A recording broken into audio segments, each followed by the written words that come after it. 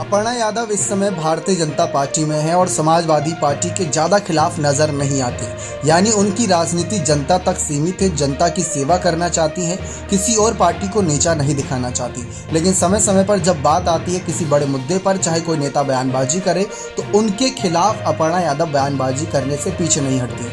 लेकिन इस समय देखा जाए, कहा यह जा रहा है सूत्रों के अनुसार कि अपर्णा यादव बीजेपी के कुछ फैसलों से थोड़ा नाराजगी जताती नजर आई थी। जैसा कि आपने देखा कि अपर्णा यादव को अभी तक कोई बड़ी जिम्मेदारी, किसी बड़े चुनाव में टिकट नहीं मिला है।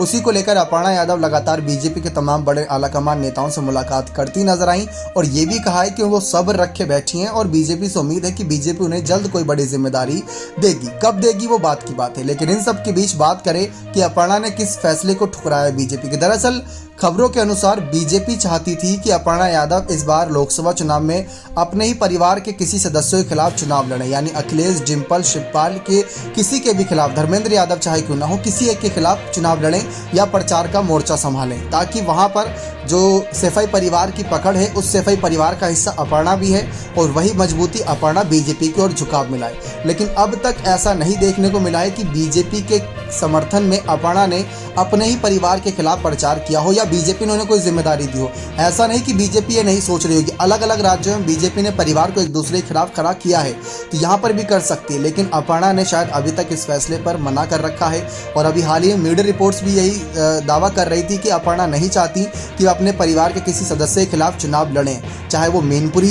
से क्यों ना हो या अखिलेश के खिलाफ क्यों ना हो, कन्नौज से, या शिवपाल के खिलाफ क्यों ना हो, या धर्मेंद्र यादव के खिलाफ क्यों ना हो। अगर अपर्णा का यही फैसला है तो बीजेपी ऐसे में कुछ बहुत बड़ा सोच रही होगी कि अपर्णा के लिए क्या किया जाए, वरना अपर्णा तो ऐसे में कहीं ना कहीं बीजेपी के लिए मुसीबत बढ़ा सकती है। अब देखते हैं कि अगर जरूरत पड़ी तो क्या अपर्णा बीजेपी के साथ अपने परिवार के खिलाफ नजर आएगी या नहीं। बने रहे चैनल के साथ। बहुत बहुत धन्यवाद।